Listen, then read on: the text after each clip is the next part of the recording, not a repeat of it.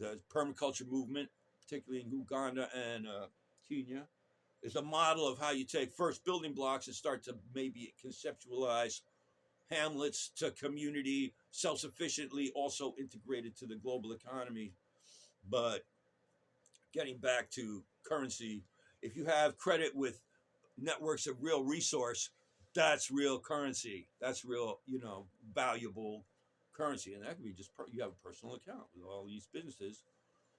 Businesses transform into co-op, community co-op resource ventures, because business already has the pejorative coming from the left that it's all self-serving and for our profit. It's like, no, we're keeping the book, and then we have a little bit we can reinvest and possibly start sharing more benefits, and that's how you arrive at a global economy and society where everybody's got the best that we can all offer each other without everybody putting their trips on each other. So it's a free market as a political approach.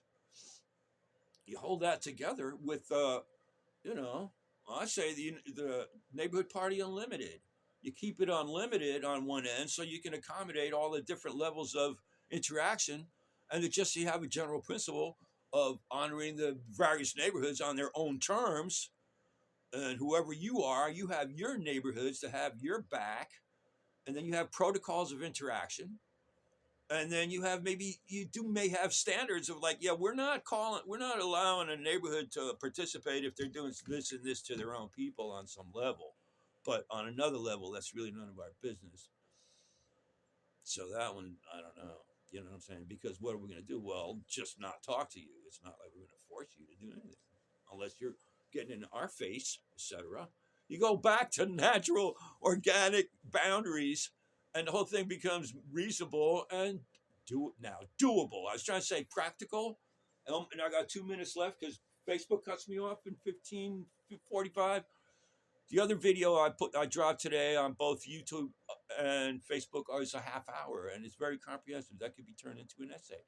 But every paragraph is a new theme and point, and it scatters in a lot of directions, because there's an experiential, and you might as well say spiritual side to all this.